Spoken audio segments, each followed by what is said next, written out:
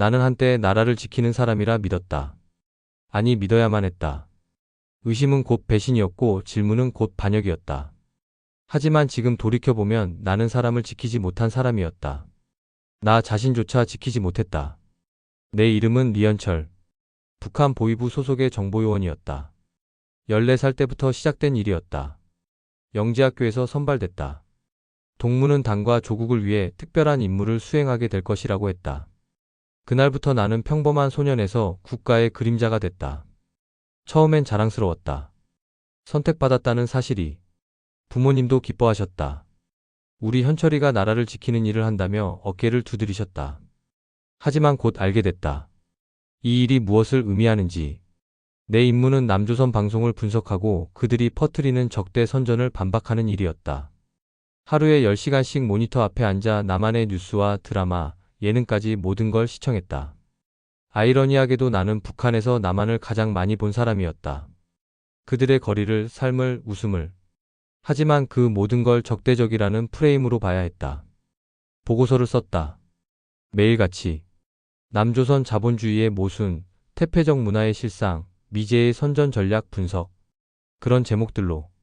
그 일에 의문을 가진 적은 없었다. 아니, 가져서는 안 되는 일이었다. 의문을 품는 순간 나는 끝이었다.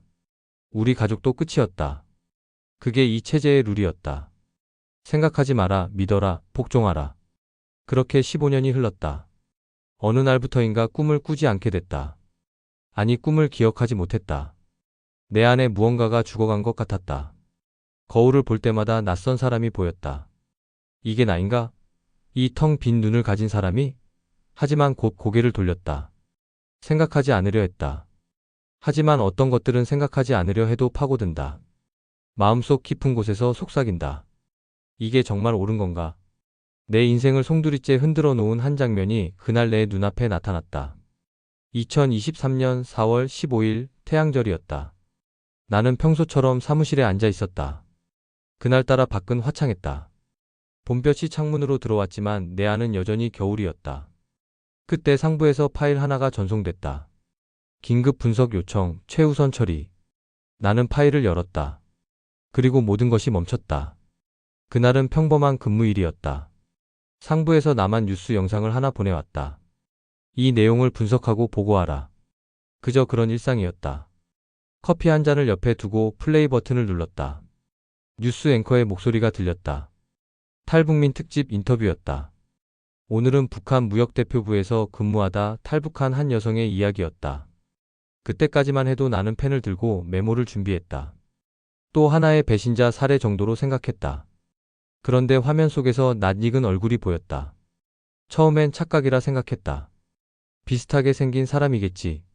하지만 클로즈업 되는 순간 의심의 여지가 없었다. 심장이 멈춘 것 같았다. 내 여동생 혜진이었다. 커피잔이 쓰러졌지만 신경 쓸 여유가 없었다. 그저 화면을 바라봤다. 몇 년 전까지만 해도 평양의 무역대표부 소속으로 외국에 나가 있던 아이였다. 영특하고 충성스럽고 가문의 자랑이었다. 아버지는 늘 말씀하셨다. 혜진이는 우리 집안의 미래다. 장군님께서도 인정하신 인재다. 혜진은 언어에 재능이 있었다. 영어, 중국어, 러시아어까지 유창했다. 그래서 23세 해외 무역 업무를 맡았다. 마지막으로 본 건 3년 전이었다. 평양 순안공항에서 중국으로 떠나는 혜진을 배웅할 때였다. 오빠, 잘 다녀올게. 조국을 빛낼게. 혜진은 그렇게 말했다. 나는 믿었다. 하지만 6개월 뒤 혜진과의 연락이 끊겼다. 처음엔 바쁜가 보다 했지만 1년, 2년이 지나도 소식이 없었다. 아버지가 당 간부에게 문의했지만 돌아온 대답은 비밀 임무 수행 중이라는 말뿐이었다. 우리는 안심했다. 더 중요한 일을 하고 있다고. 하지만 지금 화면 속에서 그녀는 한국 기자와 자유롭게 이야기하고 있었다. 완전히 다른 사람이었다. 옷차림도 눈빛도 달랐다. 평양에서의 혜진은 항상 조심스러웠다. 하지만 화면 속 혜진의 눈에는 두려움이 없었다. 처음 보는 표정이었다. 기자가 물었다. 탈북을 결심하신 계기가 무엇인가요? 혜진은 천천히 말했다. 저는 오랫동안 제 자신에게 거짓말을 했어요. 이게 정상이다, 옳다, 다른 세상은 더 나쁘다. 그렇게 믿으려 했죠. 중국에 나가서 처음으로 감시받지 않는 인터넷을 써봤어요. 거기서 본 세상은 완전히 달랐습니다. 처음엔 혼란스러웠지만 시간이 지날수록 깨달았죠. 제가 살아온 세상이 너무 좁았다는 걸. 우리의 세상은 너무 좁아요. 숨이 막혀요. 그 말이 내 머릿속을 멈추게 했다. 살아있는 것 같지 않았어요. 그냥 견디는 거죠. 매일 아침 오늘도 무사히를 바라고 밤에는 내일도 무사히를 기도하고 두려움 속에 사는 게 일상이었어요. 진짜 내 생각을 말할 수 없었고 진짜 나로 살 수 없었어요. 어느 날 거울을 봤어요. 그리고 깨달았죠. 저는 28년을 살았지만 단 하루도 진짜 제 인생을 살지 못했다는 걸. 기자가 물었다. 그래서 탈북을 결심하신 건가요? 혜진은 고개를 끄덕였다. 한 번이라도 진짜 숨을 쉬어보고 싶어서요. 나는 움직일 수 없었다. 그녀는 탈북한 것이었다. 내 여동생이, 내가 지켜야 할 사람이, 내가 믿었던 체제를 버리고 떠난 것이다. 충격, 배신감, 분노, 그리고 설명할 수 없는 안도감이 밀려왔다. 아마도 깊은 곳에서는 나도 알고 있었던 것 같다. 혜진이 옳다는 걸. 하지만 인정할 수 없었다. 인정하는 순간 내 지난 15년이 무너지니까. 기자가 물었다. 가족들에게 하고 싶은 말이 있으신가요? 혜진은 눈물을 흘리며 말했다. 오빠, 현철 오빠. 미안해요. 오빠는 나를 이해 못할 거예요. 오빠는 착한 사람이니까, 충성스러운 사람이니까. 하지만 오빠도 언젠가는 알 거예요. 우리가 얼마나 작은 세상에 갇혀 살았는지, 얼마나 많은 걸 포기하며 살았는지. 오빠, 나는 이제 자유로워요. 처음으로 진짜 나로 살고 있어요. 미안하지만 후회하지 않아요. 영상이 끝났지만 나는 화면을 응시했다. 보고서를 써야 했다. 반역자 리에진, 적대 세력에 포섭되어 허위 선전에 가담. 가족 연좌제 조치 요청. 그렇게 써야 했다. 하지만 펜이 움직이지 않았다. 대신 그녀의 말이 머릿속에 울렸다. 숨이 막혀요. 진짜 나로 살 수 없었어요. 우리의 세상은 너무 좁아요. 나는 숨을 쉬고 있는 걸까? 진짜 나로 살고 있는 걸까? 나는 15년 동안 한 번도 내 생각을 말해본 적이 없었다. 모든 말, 글, 행동이 누군가 정한 대본이었다. 화면 속 혜진은 웃고 있었다. 어릴 적 대동강에서 놀던 그 미소였다. 그때 혜진은 내게 말했다. 오빠, 우리 평생 같이 있자. 평생 나 지켜줘. 나는 약속했다. 그래, 오빠가 널 지킬게. 하지만 지금 나는 그 약속을 지키지 못하고 있었다. 나는 깨달았다. 혜진은 거짓말을 하지 않았다. 단지 진실을 말하고 있었다. 그리고 더 무서운 생각이 들었다. 혜진이 옳다면 내가 틀린 건가? 내가 한 모든 일이 잘못된 건가? 오후 3시 27분. 보고 마감까지 2시간 반. 여동생을 고발할 것인가 아니면. 나는 멍하니 앉아 있었다. 복도에서 발소리가 났다. 나는 재빨리 화면을 껐다. 문득 생각했다. 이 사실이 알려지면 우리 가족은 조사받겠지. 아버지, 어머니, 심지어 친척까지. 가족 전체가 끝난다. 나는 간단한 보고서를 작성했다. 분석 결과 별다른 선정 가치 없음. 일반적인 탈북자 인터뷰. 추가 조치 불필요. 내 생애 첫 번째로 당을 속인 거짓말이었다. 파일을 전송했다. 클릭 한 번으로 나는 선을 넘었다. 이제 혜진의 영상이 알려지면 나는 끝이다. 폭도를 걸었다. 동료가 물었다. 현철 동무 괜찮나? 나는 피곤하다고 답했다. 거짓말이 자연스러웠다. 밤에 천장을 보며 생각했다. 혜진아, 넌 지금 어디서 뭘 하고 있니? 정말 자유롭니까? 나는 어떻게 해야 하지? 평양의 밤은 어두웠다. 하지만 어딘가에 혜진이 보고 있을 별이 있을 거라 생각했다. 그 하늘을 나도 볼 수 있을까? 며칠 뒤 나는 새로운 임무를 받았다. 정확히 5일 뒤였다. 그동안 불안 속에 살았다. 혹시 들킨 건 아닐까? 매일 아침 출근할 때마다 체포될까봐 심장이 뛰었다. 하지만 아무 일도 없었다. 폭풍 전의 고요 같았다. 5째 날 아침 상관이 불렀다. 리 동무 따라오게. 심장이 떨어지는 것 같았다. 회의실에 들어가자 상관이 봉투를 내밀었다. 극비. 열어보게. 손이 떨렸다. 봉투를 열자 긴급 체포 명령서. 이름이 적혀 있었다. 도주한 여성 요원 리에진을 체포하라. 숨이 멎었다. 생포 또는 제거 택일 가능. 제거, 그 단어가 내 머릿속을 때렸다. 내 손으로 여동생을. 상관은 말했다. 이번 기회에 증명하게. 혈육보다 당이 우선이라는 것을. 가족의 안전을 위해 증명하라. 실패하면 3대가 끝이다. 나는 아무 말도 못했다. 문이 닫혔다. 자리에 돌아와 혜진의 사진을 봤다. 6살 때 자전거 타던 모습이 떠올랐다. 12살 때 울던 얼굴도, 16살에 처음 화장했을 때도, 그 아이를 내 손으로. 권총을 꺼냈다. 금속의 무게가 손에 느껴졌다. 혜진에게 이걸 겨눠야 한다니 손이 떨렸다. 화장실에서 찬물로 얼굴을 씻었다. 거울 속 나는 누군가를 죽일 준비를 하는 사람이었다. 가족을 향해. 이게 옳은 걸까? 아니, 고민한다는 것 자체가 이미 배신일지도 모른다. 집으로 돌아왔다. 어머니는 된장찌개를 끓이고 계셨다. 아버지는 신문을 보고 계셨다. 혜진은 어떻게 지내나 몰라 어머니가 말씀하셨다. 아버지는 중요 임무 중이라며 웃었다. 나는 아무 말도 못했다. 방에 들어와 보고서를 펼쳤다. 생포 또는 제거, 택일 가능. 종이를 들었다. 가벼웠지만 산처럼 무거웠다. 명령대로 잡아야 하나 아니면 이번엔 실패해야 하나. 손에 힘이 들어갔다. 종이를 찢었다. 그 소리는 천둥 같았다. 한번 찢어진 종이는 돌이킬 수 없다. 나는 반역자가 됐다. 하지만 처음으로 숨을 쉴 수 있을 것 같았다. 창밖을 보며 결심했다. 명령을 따르는 척하겠다. 하지만 혜진을 잡는 대신 함께 떠나겠다. 탈북. 두렵고 불안했지만 더는 거짓 속에 살 수 없었다. 나는 작은 수첩을 꺼내 적었다. 탈출 계획. 중국 도착 후 혜진과 접촉, 브로커 섭외, 탈출 경로 확보. 필요 자금, 위험 요소. 돈은 없었지만 방법을 찾아야 했다. 새벽 5시 해가 뜨기 전 나는 옷 몇 벌과 혜진의 사진 한 장을 챙겼다. 조금만 기다려 혜진아, 오빠가 간다. 새벽 공기가 차가웠다. 혜진은 중국 심양 근처에서 숨어 지내고 있었다. 정보를 수집하는 데는 이틀이 걸렸다. 보이브의 네트워크를 이용했다. 아이러니하게도 혜진을 잡기 위한 시스템이 그녀를 찾는 데 도움이 됐다. 나는 공식적으로 특별 체포조의 일원으로 파견됐다. 동료 요원 2명과 함께였다. 김동무와 박동무 둘 다 나보다 나이가 많았고 경험도 많았다. 특히 김동무는 탈북자 체포 전문가였다.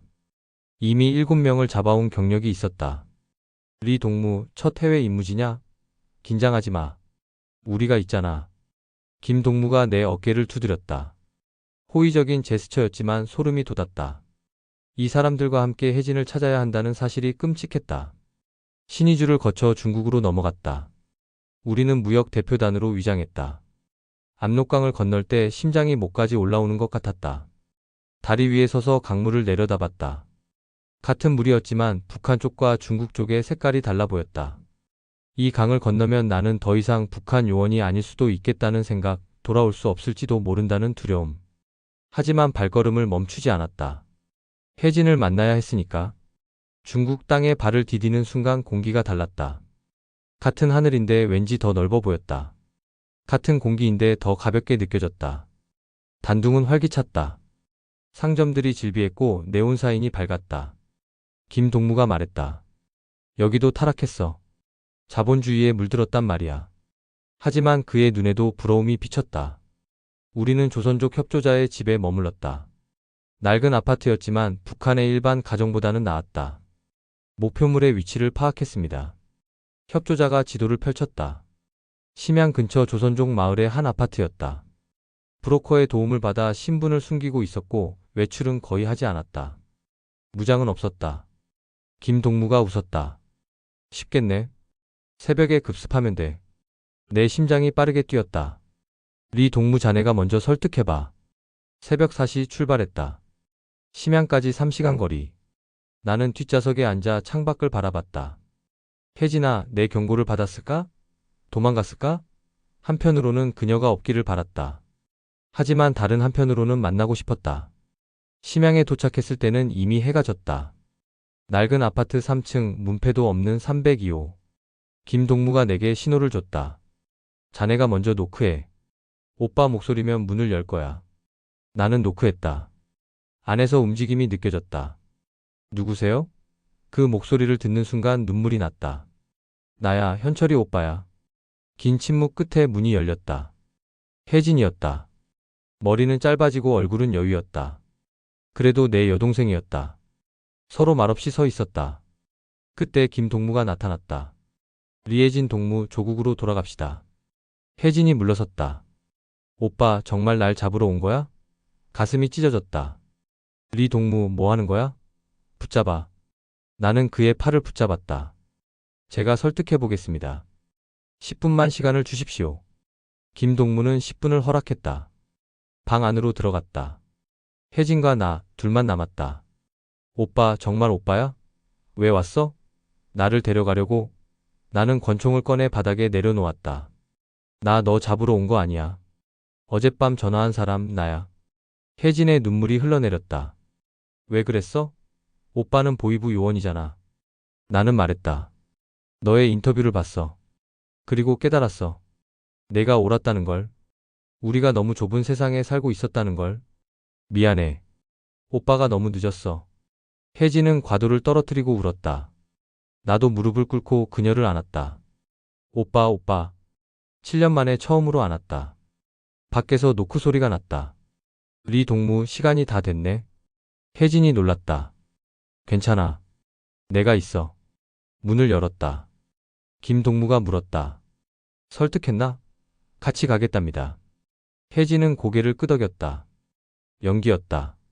김동무는 박동무를 문 밖에 세워두고 나갔다. 그날 밤 혜진과 속삭였다. 오빠, 정말 나랑 같이 갈 거야? 응, 같이 가자. 남쪽으로. 근데 저 사람들은? 내가 방법을 찾을게. 브로커에게 연락했어. 내일 아침 심양역 근처에서 기다린대. 돈이 필요해. 한 사람당 1만 위안, 우리 둘이면 2만 위안. 나는 말했다. 내가 구할게. 보이부 비자금 계좌가 있어. 이미 끝났어. 널 도와주는 순간부터. 그 돈은 원래 인민의 돈이야. 간부들이 빼돌린 거지. 오빠 무서워? 응, 무서워. 나도. 하지만 오빠랑 같이면 덜 무서워. 우리는 계획을 세웠다. 내일 새벽 북으로 돌아가는 척 출발하지만 중간에 도망친다. 새벽이 밝았다. 출발 준비. 혜진과 나는 뒷좌석에 앉았다. 차가 북쪽으로 향했다. 혜진이 내 손을 잡았다. 차가 고속도로에 진입했다. 지금 도망치지 않으면 끝이다. 저 화장실 좀. 김동무가 말했다. 다음 휴게소에서. 10분 뒤 휴게소에 섰다. 나는 내려 화장실로 향했다. 브로커에게 문자를 보냈다. 30분 뒤 XX 휴게소. 준비하세요. 탑장이 왔다. 알았습니다. 휴대폰을 버렸다. 밖으로 나와 반대편으로 걸었다. 택시 한 대가 기다리고 있었다. 브로커였다. 하지만 혜진이 없었다. 그때 휴게소에서 불이야? 사람들이 소리쳤다. 박동무가 차에서 내렸다. 혜진이 그 틈을 타 달려 나왔다. 혜진아. 나는 소리쳤다. 그녀가 달려왔다. 타. 우리는 택시에 올라탔다. 뒤에서 김동무가 고함쳤다. 서. 하지만 차는 달렸다.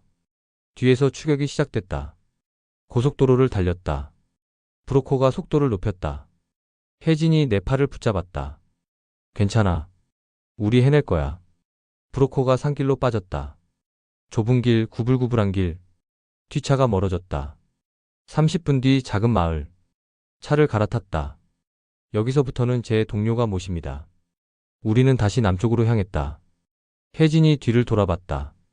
이제 안 쫓아오는 것 같아. 우리 해낸 거야? 아직 아니야. 하지만 첫 관문은 통과했다. 창밖의 풍경이 달라졌다. 자유가 기다리고 있었다. 혜진아, 우리 해낼 수 있을 거야. 응, 오빠.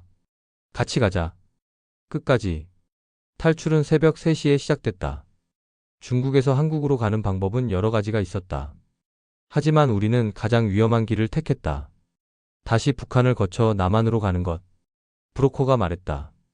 지금 중국 공안이 당신들을 찾고 있습니다. 북한 보위부가 요청했어요. 일반 경로로는 못 나갑니다. 그래서 압록강을 다시 건너는 겁니다. 북한 함경도 쪽으로 넘어갔다가 동해로 빠지는 거죠. 말도 안 되는 계획이었지만 다른 선택이 없었다. 사흘을 이동했다. 은신처를 전전하며 탈북자들을 만났다.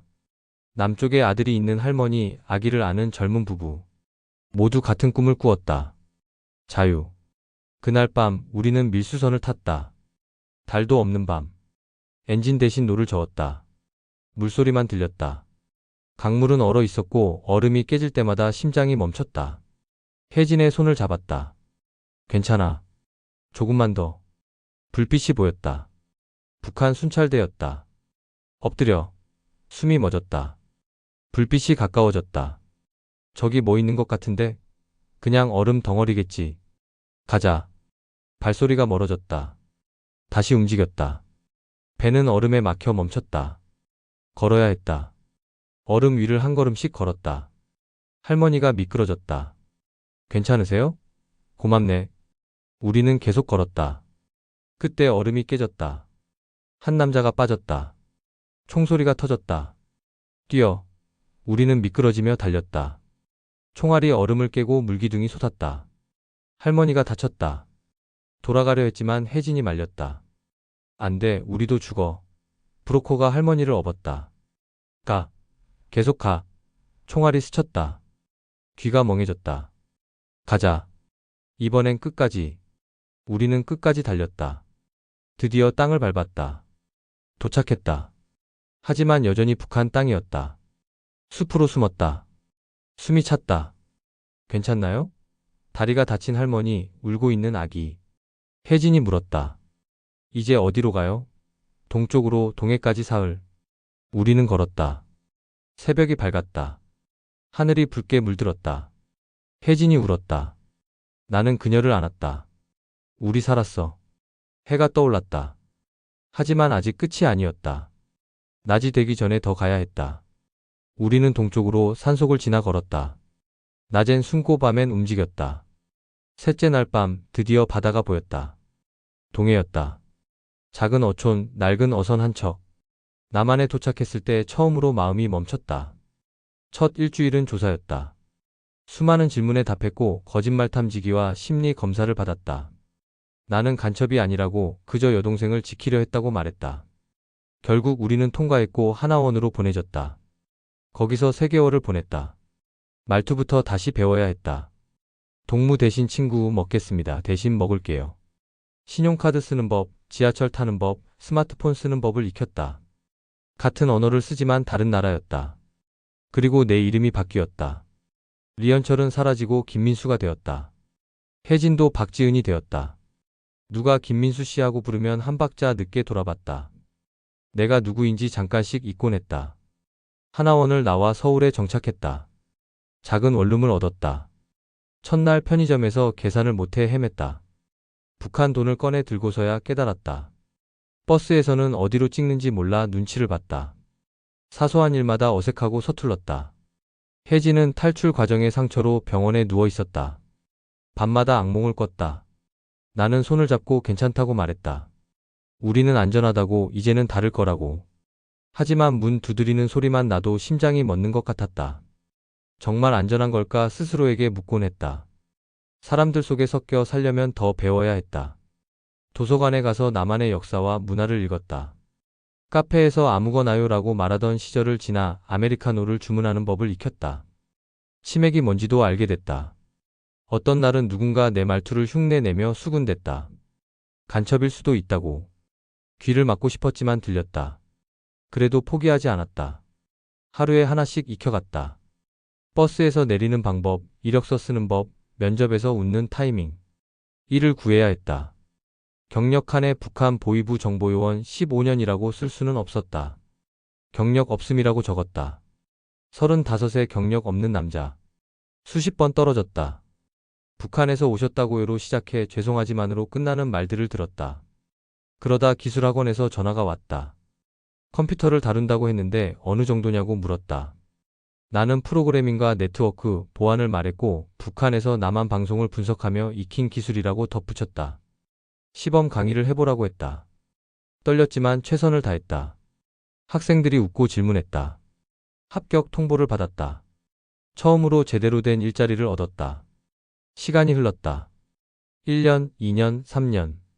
나는 청년들을 가르치는 강사가 되었다. 아이러니하게도 북한에서 배운 기술로 남한 청년들을 가르치고 있다. 학생들은 내가 탈북자인지 모른다. 그냥 김민수 선생님일 뿐이다. 편할 때도 있고 외로울 때도 있다. 누군가 프로그래밍을 어디서 배웠냐고 물으면 독학이라고 대답한다. 거짓말이지만 진실을 말할 수는 없다. 혜진은 탈북 여성 상담소에서 일하기 시작했다. 처음에는 자원봉사였고 지금은 정식 직원이 됐다. 자신의 경험을 나누며 다른 탈북자들을 돕는다. 새로운 이가 적응할 수 있겠냐고 묻으면 시간이 걸릴 뿐이라고 말한다. 편의점도 무서웠던 때가 있었지만 이제 혼자 다 한다고 웃는다. 그녀는 강해졌다. 상처는 아물었고 다른 사람의 상처를 어루만진다.